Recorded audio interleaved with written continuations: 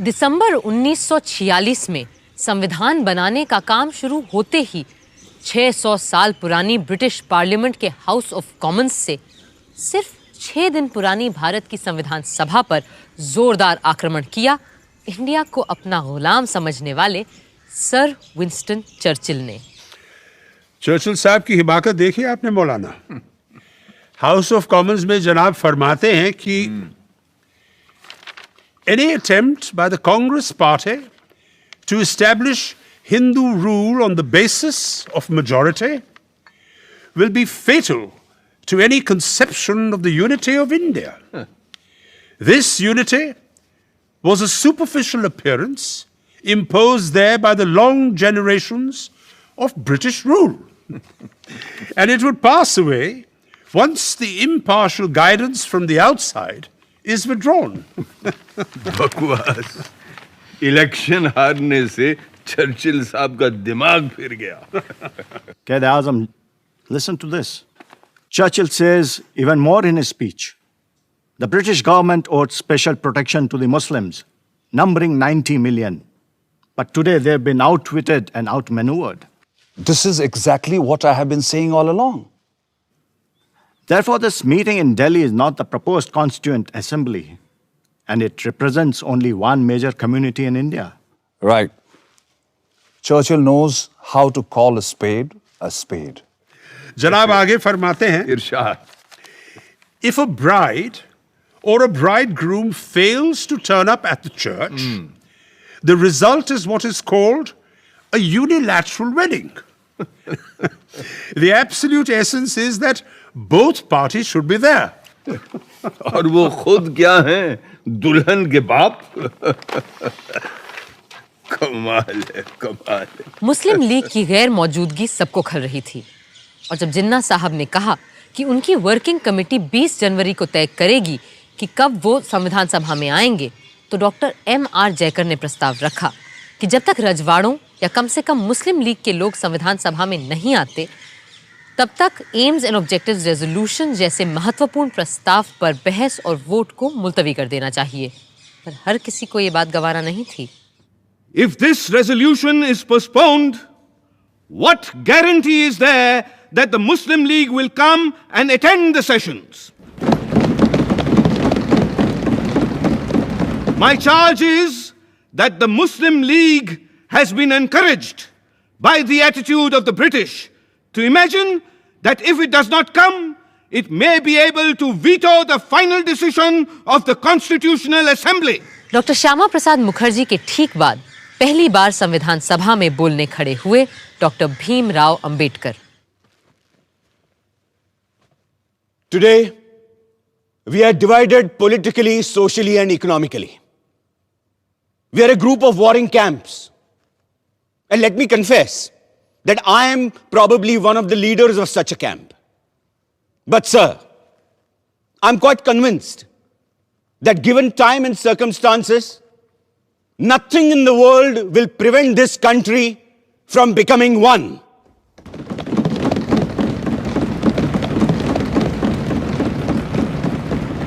However, I find no reference to the idea of grouping in the objectives resolution. Personally, I do not like the idea of grouping. But I always thought the Congress party had agreed that if the provinces which are placed under different groups consent to form a union or sub-federation, it would have no objection. Then why is there no mention of this? An omission that is bound to prevent the Muslim League from entering this assembly. I'm not asking you to consider whether you have the right to pass this resolution straight away or not. It may be that you have the right to do so. The question I'm asking is this: is it prudent for you to do so? जिन्ना साहब के इंतजार में AIIMS and objectives resolution का काम 21 जनवरी तक मुलतवी कर दिया गया, पर चर्चिल साहब की बेबुनियाद बातों का फौरन जवाब देना जरूरी था और ये काम किया खुद सभापति डॉक्टर राजेंद्र प्रसाद ने। लंदन के हाउस ऑफ कॉमन्स में अभी पिछले दिसंबर में मिस्टर चर्चिल ने फरमाया कि हमारी ये संविधान सभा भारत के केवल एक धर्म के लोगों की नुमाइंदगी करती है। उन्होंने ये भी कहा कि ये असेंबली सिर्फ हिंदुओं की एक सभा है, और साथ में उन्होंने ये सवाल भी उठा दिया कि whether this meeting of caste Hindus in Delhi can be regarded by the government as the constituent assembly at all. इस किस्म के बयान ना सिर्फ तथ्यों के बिल्कुल विपरीत हैं, बल्कि गलत और भ्रामक बातें भी फैलाते हैं। और इसी वजह से मैं ये जरूरी समझता हूं कि आज हम यहां सच को सामने रखें। और सच ये है कि इस प्रिलिमिनरी सेशन में 296 मेंबर्स में से 210 ने इस संविधान सभा में हिस्सा लिया, और इन 210 मेंबरान में से 155 Hindu, 30 scheduled caste, 5 Sikh, 6 Indian Christians, 5 backward tribes के नुमाइंदे, 3 एंग्लो इंडियंस, 3 पारसी, और 80 में से 4 मुसलमान भी शामिल रहे हैं। सबसे बड़ी कमी मुस्लिम लीग के सदस्यों की रही है, और हम सबको इस बात का बेहद अफसोस है। लेकिन जो संख्याएं मैंने गिनाई हैं, उनसे यह साफ जाहिर हो जाता है कि इस असेंबली को सिर्फ एक मेजर कम्युनिटी का नुमाइंदा बताना या सिर्फ हिंदुओं की सभा कहना तथ्यों के साथ सरासर खिलवाड़ है। 20 जनवरी को जिन्ना साहब ने बिना कोई वजह बताए मुस्लिम लीग वर्किंग कमेटी की मीटिंग फिर टाल दी। लिहाजा डॉक्टर जयकर ने ऑब्जेक्टिव्स रेजोल्यूशन को स्थगित करने का अपना अमेंडमेंट वापस ले लिया, और 22 जनवरी को संविधान सभा का पहला और सबसे महत्वपूर्ण प्रस्ताव पास कर दिया गया।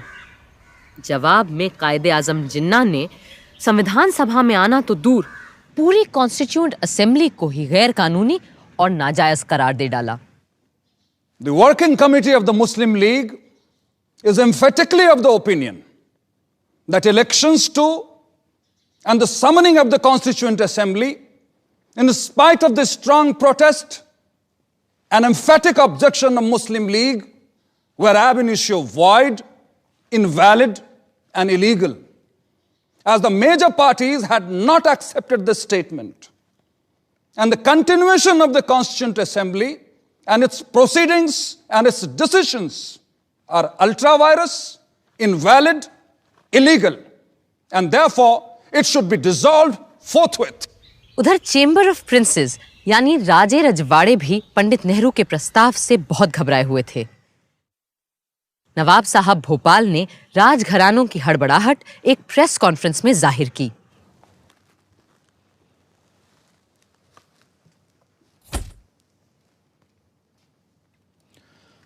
हमें मजबूरन आज ये प्रेस कॉन्फ्रेंस बुलानी पड़ी है, क्योंकि पंडित नेहरू ने कॉन्स्टिट्यूएंट असेंबली में जो रेजोल्यूशन पास करवाया है वो कैबिनेट मिशन में तय की गई बातों से बिल्कुल मुख्तलिफ है, और कॉन्स्टिट्यूएंट असेंबली में ऐसे किसी भी रेजोल्यूशन को लाने और पास करवाने के हम पूरी तरह से खिलाफ हैं। सर, जैसा कि पंडित नेहरू जी ने कहा है कि उनको जाती तौर पर ना तो राजशाही पसंद है, ना राजा और ना ही नवाब, तो इस पर आपका क्या कहना है? देखिए, पंडित नेहरू को अपनी जाती राय रखने की और उसका इजहार करने की मुकम्मल आज़ादी है, लेकिन हां, अगर उन्होंने अपना बनाया हुआ कोई कानून हम पे ज़बरदस्ती थोपने की कोशिश की तो हिंदुस्तान के 550 शाही घरानों ने चूड़ियां नहीं पहन रखी हैं।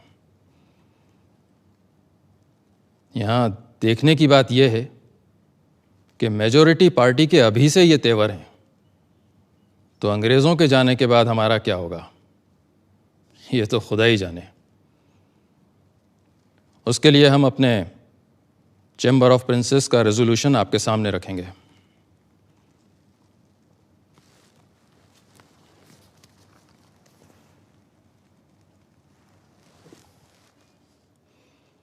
The Princess Chamber wants to make it clear in unequivocal terms that there could be no compromise on the monarchical form of government in the Indian state.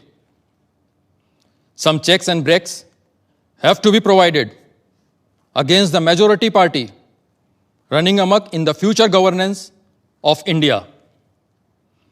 And the Chamber demands that there are guarantees and assurances given that territories of the princely states are not interfered with once the British have left.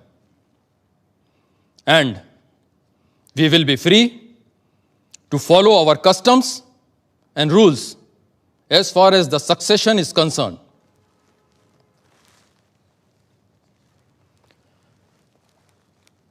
Constituent assembly का पास किया हुआ objectives resolution बड़े ही खतरनाक इम्कानातों से लबरेज है और इसीलिए हमने साफ साफ चैम्बर ऑफ प्रिंसेस का रेजोल्यूशन सबके सामने रखा है।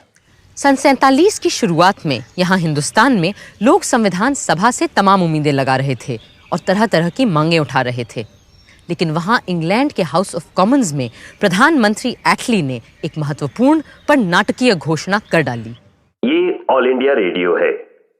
आज प्राइम मिनिस्टर एटली ने एक बयान में फरमाया कि हिज मैजेस्टीज गवर्नमेंट को बड़े अफसोस से इस बात को स्वीकार करना पड़ा है कि हिंदुस्तान की मुख्तलिफ पार्टियों में अब भी शदीद इख्तिलाफ की वजह से कॉन्स्टिट्यूएंट असेंबली अपना काम ठीक से आगे नहीं बढ़ा पा रही है।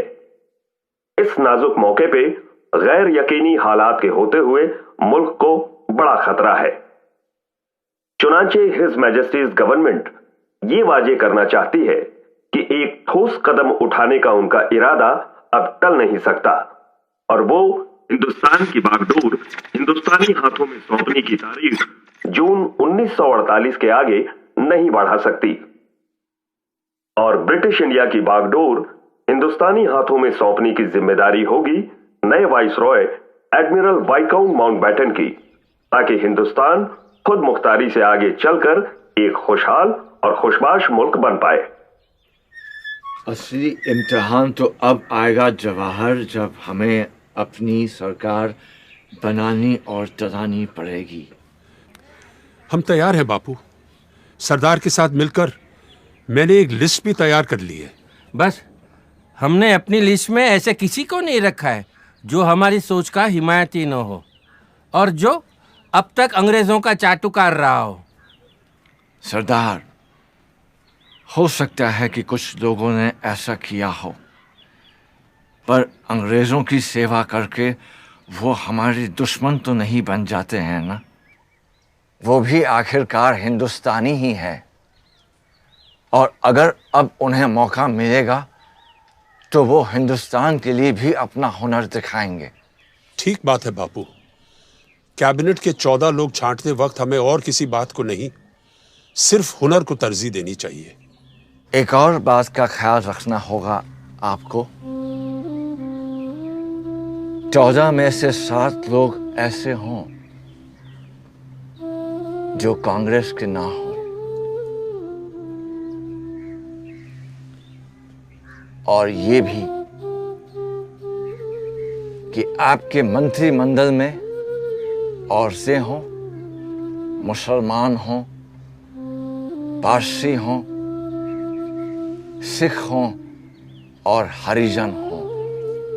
बापू, जगजीवन राम जी का भी नाम हमारे फहरिस्त में है। और अंबेडकर, वो मेरा पुराना विरोधी है, पर यह बात भी सच है कि संविधान और कानून के बारे में जितना वो जानता है शायद कोई जानता हो पूरे देश में। और अगर आपने अंबेडकर के ज्ञान और अनुभव का फायदा नहीं उठाया तो नुकसान उसका नहीं हिंदुस्तान का होगा। लॉर्ड माउंटबैटन ने आते ही सारे नेताओं से मुलाकात की। सबसे पहले पंडित नेहरू से, जिन्हें वो पहले से जानते थे। दोनों इस बात पर एक मत थे कि सबसे बड़ी चुनौती होगी जिन्ना साहब की जिद। और हुआ भी यही। जब जिन्ना साहब माउंटबैटन से मिलने पहुंचे, वो अपनी जिद पर अड़े रहे कि उन्हें पूर्व में बंगाल और असम और पश्चिम में पंजाब, सिंध, बलूचिस्तान और नॉर्थ वेस्ट फ्रंटियर प्रोविंस अपने पाकिस्तान के लिए चाहिए। और साथ में चाहिए एक गलियारा जो दिल्ली, रामपुर, लखनऊ और पटना से होते हुए कलकत्ता जाएगा। पर जब माउंटबैटन ने कहा कि कांग्रेस ऐसा गलियारा कतई नहीं बनने देगी और पूरे बंगाल और पंजाब का तो सवाल ही नहीं उठता, तो जिन्ना साहब बोले, better a moth eaten Pakistan than no Pakistan at all. पर बापू अभी भी अपने काठियावाड़ी भाई को समझाने में लगे हुए थे।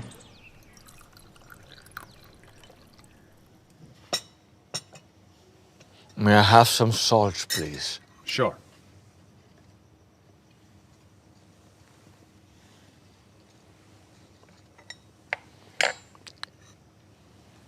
मेरे भाई जिन्ना, I will plead with you 70 times 7 if the need be. But I can never agree to your idea of dividing India.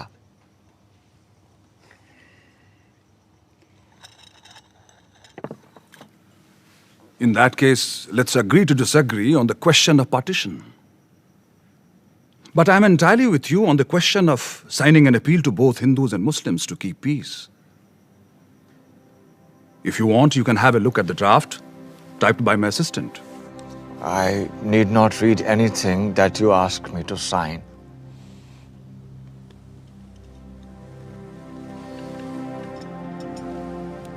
पहले आप।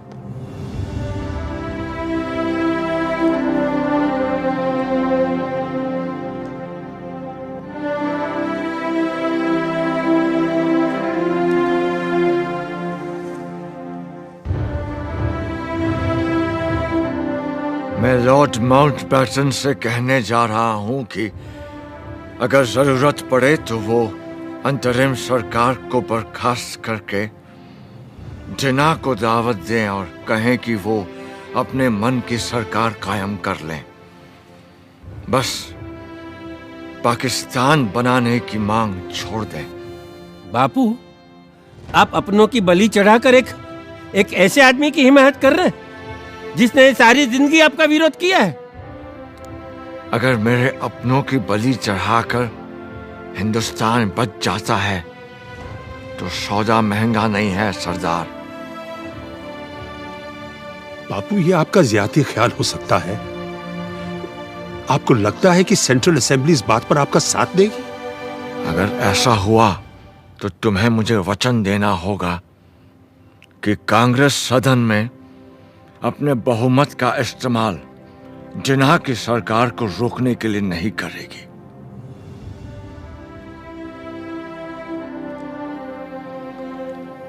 बापू, मैं हमेशा आपकी बड़ी इज्जत करते आया हूं, लेकिन अब आपकी बात मुझे अजीब लग रही है। फर्ज कीजिए हमने जबान दे भी दी, तो आपको क्या लगता है कि जिन्ना साहब एक पल भी कांग्रेस का यकीन करेंगे?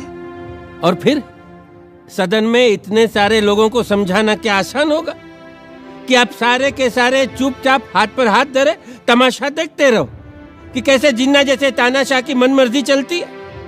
ना ना ना, ऐसे पागलपन के स्वांग में हिस्सा लेने के बजाय मैं सभा से इस्तीफा देना पसंद करता हूँ। बापू, लॉर्ड माउंटबैटन खुद जानते हैं कि इन हालात में मुस्लिम लीग को सरकार बनाने देना बिल्कुल फजूल की बात होगी। शायद आप लोग बेहतर समझते हैं। वैसे भी मेरे जैसे बूढ़े का यहाँ क्या काम? मुझे तो बिहार और बंगाल में होना चाहिए। जहां दंगे फिर भड़क रहे हैं, यहां तो आप लोग हैं ही दिल्ली संभालने के लिए।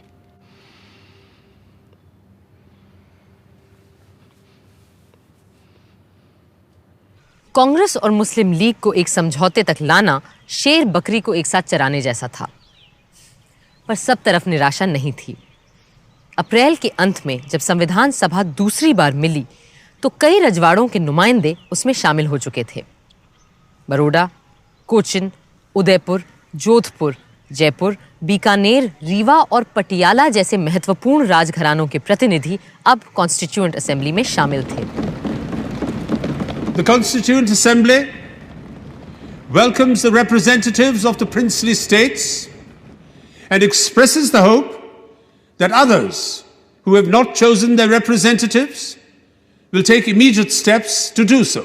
विडंबना ये थी कि जिस वक्त भारत के नागरिकों को ये डर था कि वो भारत के ही नागरिक रहेंगे या बंटवारे के बाद एक नए मुल्क के बाशिंदे बन जाएंगे, उस वक्त संविधान सभा में भी नागरिकता पर ही बात हो रही थी। Now I come to clause 3. Every person born or naturalized in the Union according to law shall be a citizen of the Union. Sir, क्या संघ में पैदा होने वाला हर बाशिंदा, भले वो जर्मन हो या जापानी, इस देश का नागरिक बन जाएगा और भारतीय नागरिक के सारे हक भी पा जाएगा? मगर इन शब्दों पर भी तो गौर कीजिए महोदय। सब्जेक्ट टू ज्यूरिसडिक्शन, यानी विदेशी राजदूतों और डिप्लोमैट्स के यहां पैदा होने वाले बच्चे हमारे नागरिक नहीं बन जाएंगे। पर मान लीजिए कोई जापानी महिला हिंदुस्तान से गुजर रही है और उसको बच्चा हो जाता है, तो क्या होगा? The American Supreme Court says that a casual visitor will not fall in this clause. And what happens to a man who is not passing through but stays for trade or some other purposes? Sir,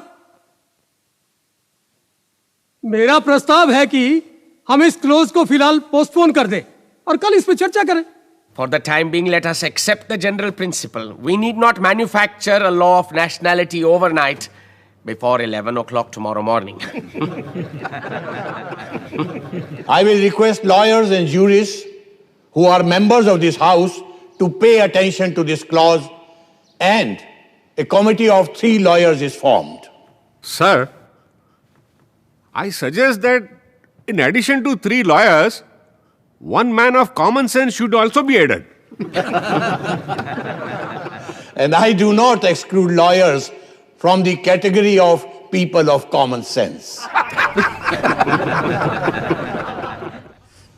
हंसी के ठहाके तो लग रहे थे, मगर स्थिति बहुत गंभीर होती जा रही थी।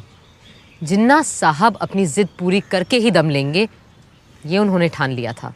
Division of the armed forces, division of the staff of central civil departments, railways, post and telegraphs, public works, income tax, customs, central excise, power.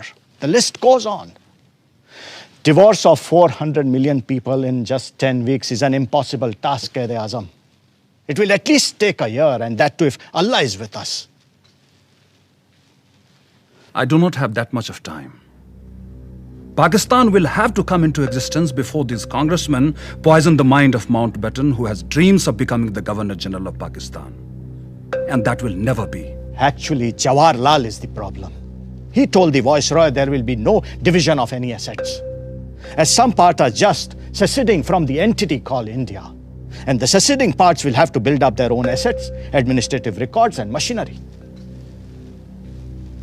Secession. Secession, my foot.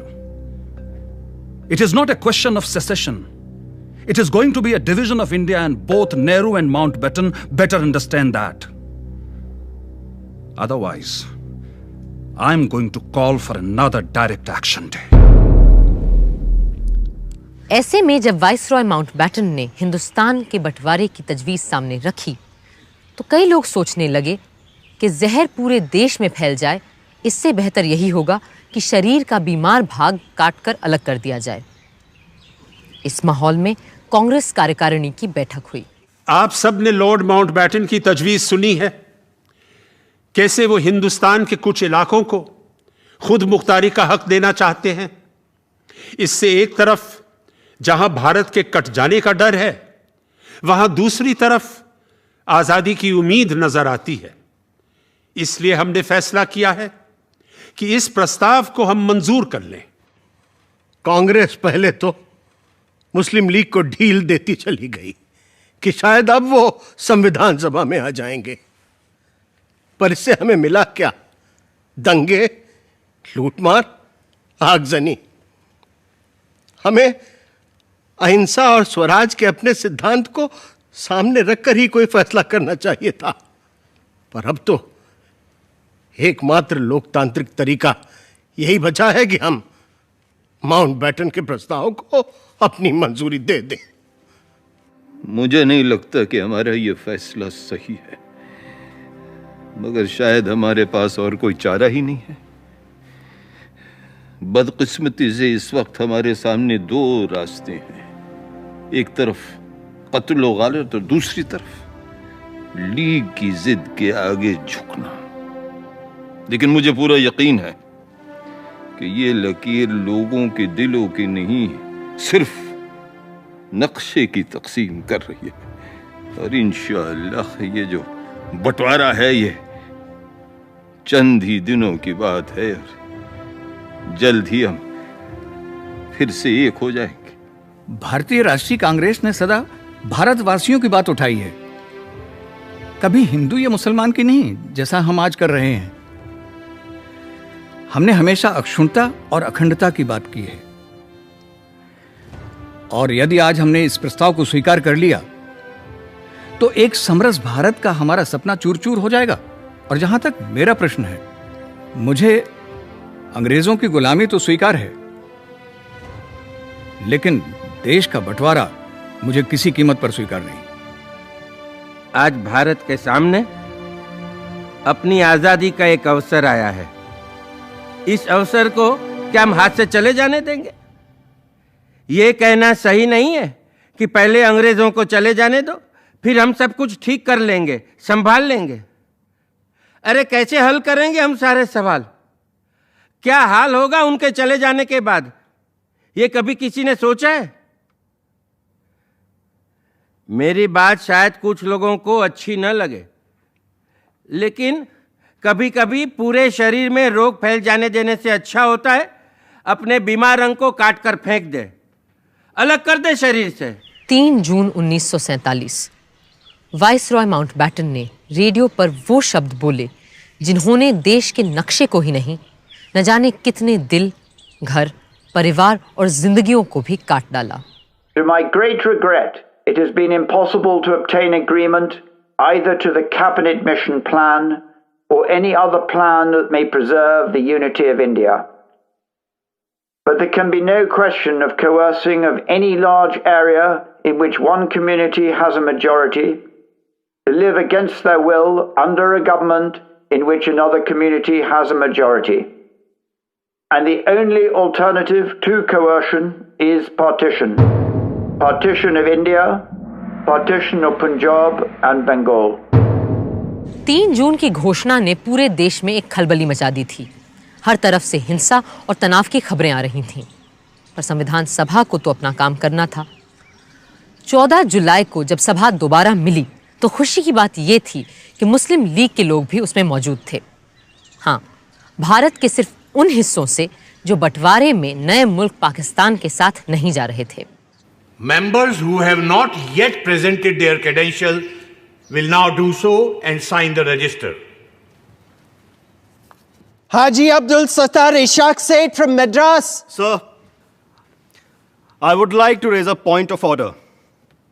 Does the honorable member, Mr. Haji Abdul Sattar, still subscribe to the two-nation theory? This is not a point of order.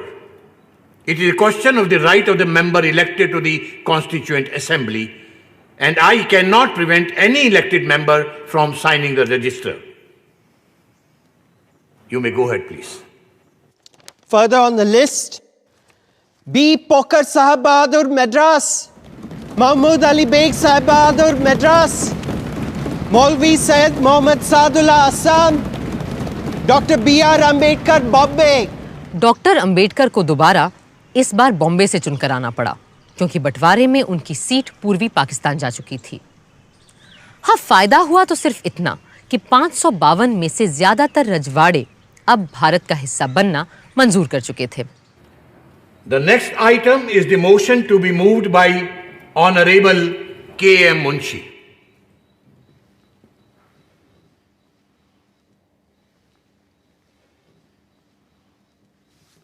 महोदय, इस सप्ताह के अंत तक British parliament Bharat की आजादी का legislation पारित कर चुकी होगी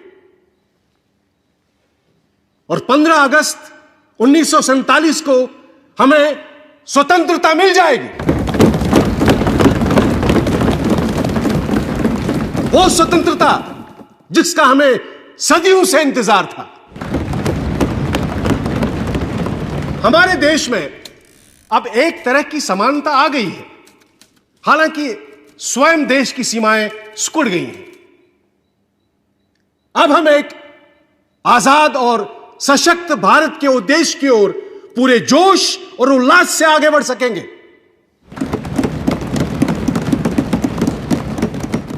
महोदय,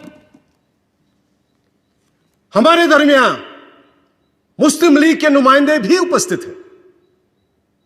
मुझे पूरा विश्वास है कि वो भारत के देशभक्त और कानून का पालन करने वाले नागरिक की हैसियत से यहां रहेंगे और संविधान रचने में पूरी तरह हमारी सहायता भी करेंगे ताकि उनकी माइनॉरिटी को इस देश में एक सम्मानित स्थान मिले।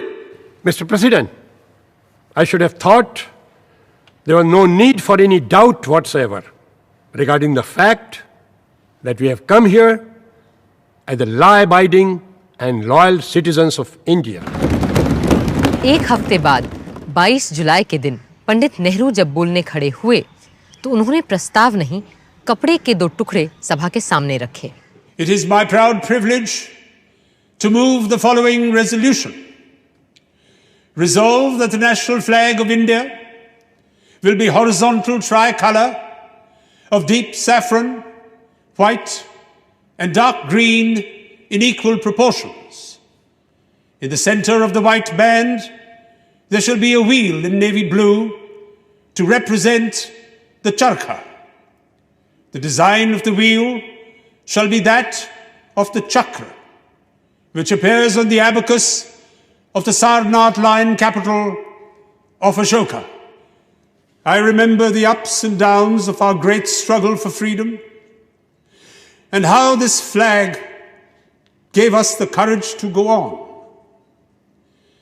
Many who are not present here today, many of our comrades who have passed away, held on to this flag, some amongst them even to their death,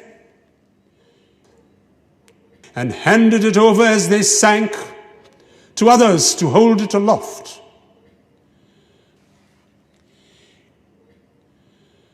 So, in this simple form of words, there is much more than will be clear on the surface. There is the struggle of the people for freedom, with all its ups and downs, and trials and disasters. And there is finally today, as I move this resolution, a certain triumph about it, a measure of triumph in the conclusion of that struggle. So, I present this flag to you. Perhaps I am partial, but I do think it is a very beautiful flag to look at, and it has come to symbolize many beautiful things. Things of the spirit and things of the mind.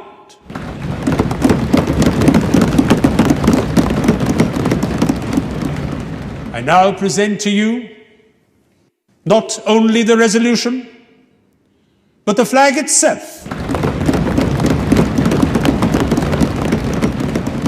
One in silk and one in cotton.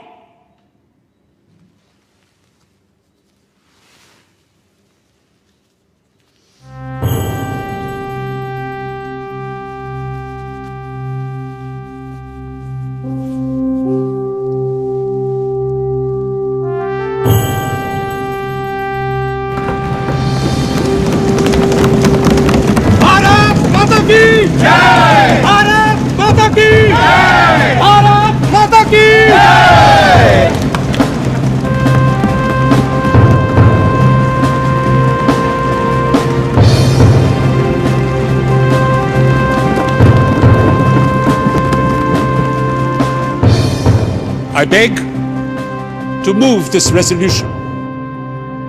Mr. President, my amendment is that inside the chakra, in the white band, the swastika, the ancient Indian symbol of Shantam Shivam Sundaram be inscribed.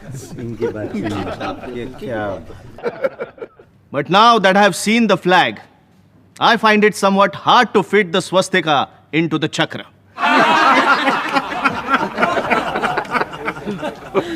In these circumstances, I beg leave to withdraw my amendment. HV Kamat साहब के लिए हर बात का विरोध करना जरूरी था, पर सदन के बाकी सदस्य हिंदुस्तान के नए परचम के साथ थे। मोहम्मद सादुल्ला ने खुलकर अपनी बात रखी। जनाब सदर, मेरे ख्याल में हमारा परचम सिर्फ परचम नहीं है, इसमें हमारी उम्मीदों के रंग हैं, हमारी जद्दोजहद और कुर्बानियों की कहानी भी है। हमारे मजहब इस्लाम में यही हिदायत दी गई है और मुस्लिम लीग की हाई कमांड और कायदे आजम का भी यही मानना है कि जो इंसान जहां रहे वहां की सरकार और आइन का वफादार रहे। और इसी उसूल को मानते हुए मैं उस परचम को सलाम करता हूं जो यहां हाउस में पंडित जवाहरलाल नेहरू ने पेश किया है। महोदय, मैं कहना चाहता हूं कि 27 वर्षों के इस स्वतंत्रता संग्राम में जिस तिरंगे के नीचे हमने स्वाधीनता प्राप्त की है, वही रंग हमारे राष्ट्रीय ध्वज के रंग हों, यह एक स्वाभाविक बात है। मुझे दुख है कि इस समय कुछ लोग सांप्रदायिकता में मदमस्त होकर आपत्तिजनक घटनाएं कर रहे हैं। अभी परसों की ही बात है, दिल्ली में हिंदी के संबंध में एक सभा हुई, वहां हुल्लड़बाजी हुई। इतना ही नहीं, कई मोटरों पर जो राष्ट्रीय ध्वज लगे हुए थे उन्हें निकालकर फेंक दिया गया। मैं कहता हूं कि सांप्रदायिकता से मदमस्त होकर झंडे का अपमान करना सारे राष्ट्र का अपमान करना है। भारत माता की जय! भारत माता की जय! भारत माता की जय! संविधान सभा का अगला यानी 5वां सत्र शुरू होना था एक बहुत ही ऐतिहासिक दिन, 15 अगस्त 1947। 14 अगस्त की शाम से ही सदन की कार्यवाही शुरू हो गई थी, उस घड़ी के इंतजार में जिसका हर हिंदुस्तानी को जाने कब से इंतजार था। वंदे मातरम, वंदे मातरम, सुजलाम सुफलाम मलयज शीतलाम सस्य श्यामलाम मातरम, वंदे मातरम, शुभ्र ज्योत्स्ना पुलकित यामिनीं, फुल्लकुसुमित द्रुमदल शोभिनीं, सुहासिनीं सुमधुर भाषिनीं, सुखदां वरदां मातरं, वन्दे मातरं, वन्दे मातरम्।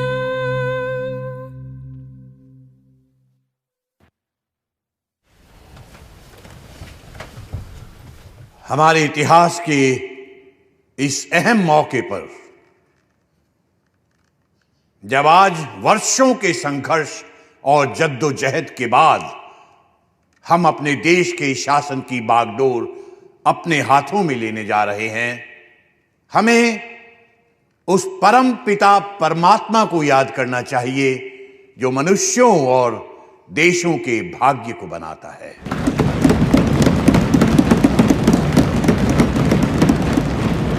और हम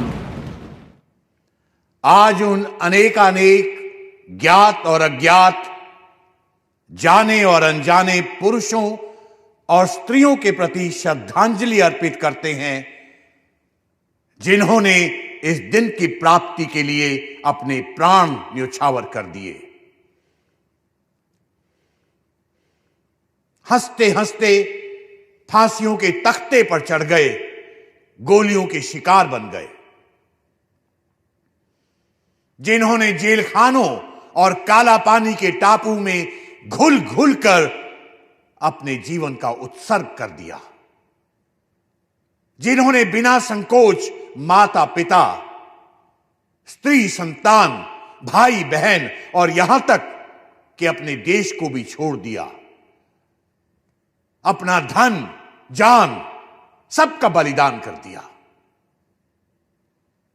आज ये उनके त्याग और तपस्या का ही फल है कि हम इस दिन को देख पा रहे हैं।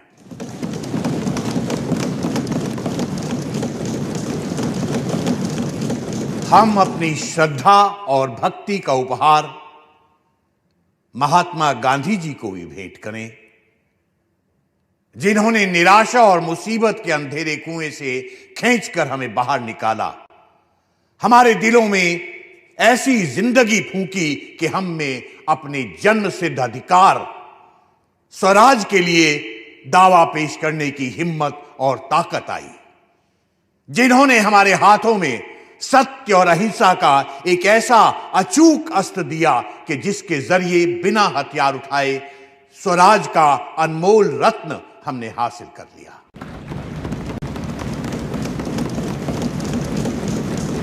जिस देश को ईश्वर और प्रकृति ने एक बनाया था, आज उसके दो टुकड़े हो गए हैं।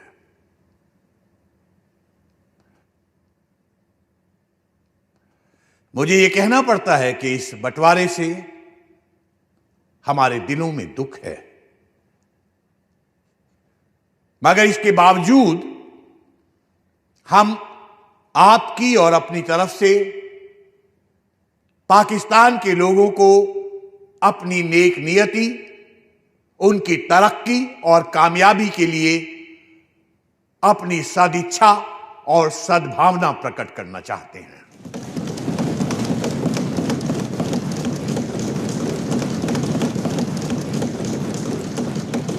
अब इसके बाद मेरा प्रस्ताव है कि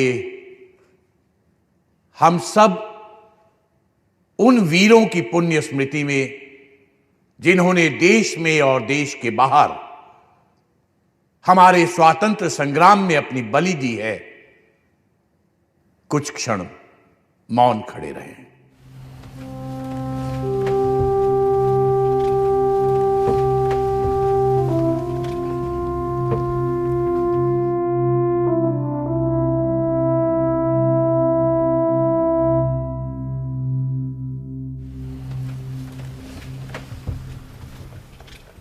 अब पंडित जवाहरलाल नेहरू अपना प्रस्ताव प्रस्तुत करेंगे।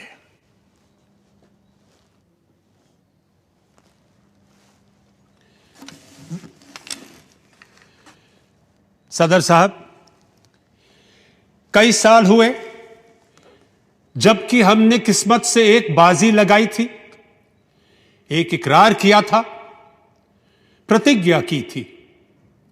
अब वक्त आया है कि हम इसे पूरा करें, बल्कि वो पूरा तो शायद अभी भी नहीं हुआ, लेकिन फिर भी एक बड़ी मंजिल पूरी हुई, हम वहां पहुंचे हैं। फिर मुनासिब है कि ऐसे वक्त में हमारा पहला काम यह हो कि हम एक प्रण, एक नई प्रतिज्ञा फिर से करें, इकरार करें आइंदा हिंदुस्तान और हिंदुस्तान के लोगों की खिदमत करने का। चंद मिनटों में यह असेंबली पूरी तौर से आजाद खुद मुख्तार असेंबली हो जाएगी और नुमाइंदगी करेगी एक आजाद खुद मुख्तार मुल्क की। हमने एक मंजिल पूरी की है और आज उसकी खुशियां मनाई जा रही हैं। लेकिन ये भी हम जानते हैं कि हिंदुस्तान भर में खुशी नहीं है। हमारे दिल में रंज के टुकड़े काफी हैं और दिल्ली से बहुत दूर नहीं बड़े बड़े शहर जल रहे हैं। वहां की गर्मी यहां आ रही है। खुशी पूरे तौर से नहीं हो सकती, लेकिन फिर भी इस मौके पर हिम्मत से इन सब बातों का सामना करना होगा। अब मैं अपनी बात अंग्रेजी में भी पेश करूंगा। Long years ago, we made a tryst with destiny, and now the time comes when we must redeem our pledge. Not wholly or in full measure, but very substantially. At the stroke of the midnight hour, when the world sleeps, India will awake to life and freedom.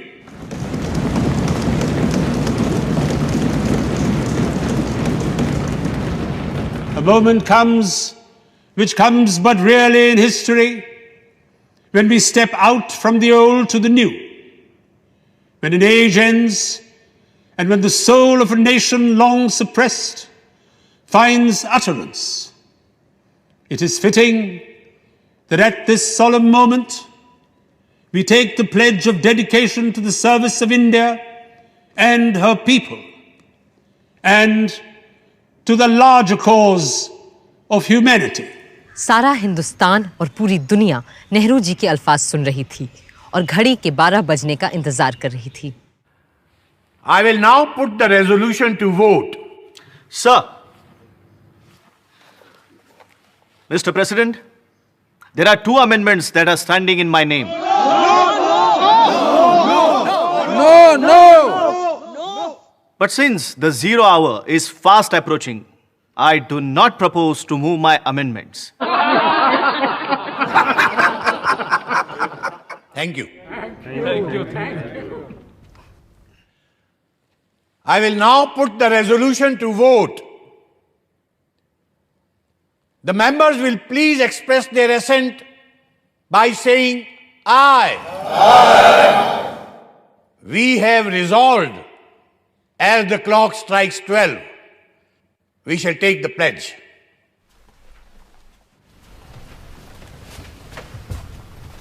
It is just half a minute to 12. I am expecting the clock to strike 12.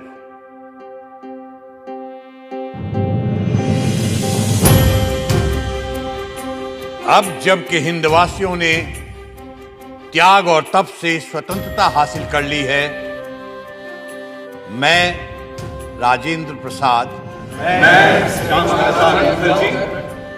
जो इस विधान परिषद का एक सदस्य हूं, शपथ लेने के बाद राष्ट्रीय ध्वज सबके सामने पेश किया गया। Shrimati Hansa Mehta will now present the national flag on behalf of the women of India.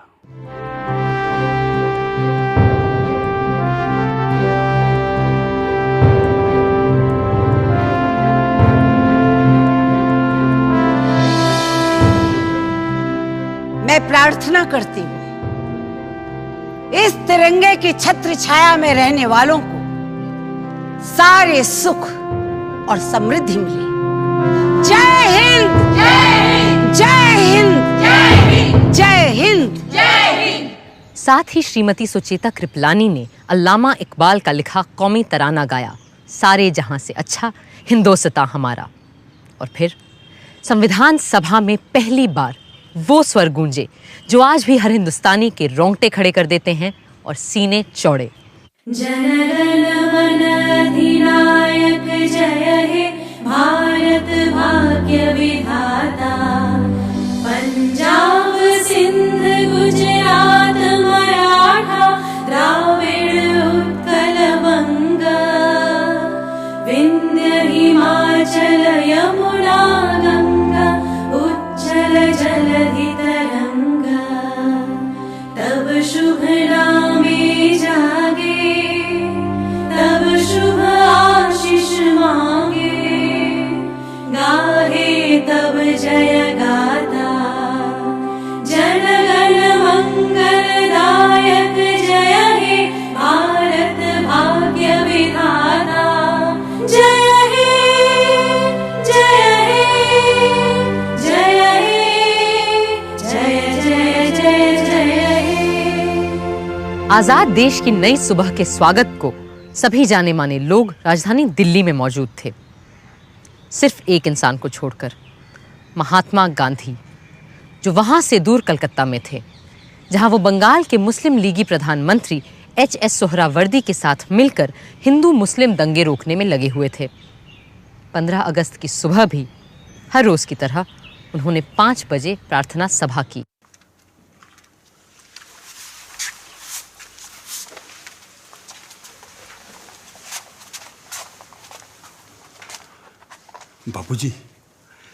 बापूजी, आज से हम आजाद हैं, तो आज आप इस खुशी के दिन को कैसे मनाएंगे? ऐसे खुशी के मौके तो ईश्वर की कृपा से ही आते हैं, सो मैं उसे याद करूंगा और धन्यवाद दूंगा। मेरा तो यही तरीका है। किंतु बापूजी, आज कुछ विशेष होना चाहिए था ना? हाँ, आज मेरे पुत्र महादेव का जन्मदिन है और निर्वाण दिन भी, सो मैं उसे याद करूंगा और उपवास भी रखूंगा। Mahatma ji, from today, a new government of us Indians is taking charge. What will be your advice to us?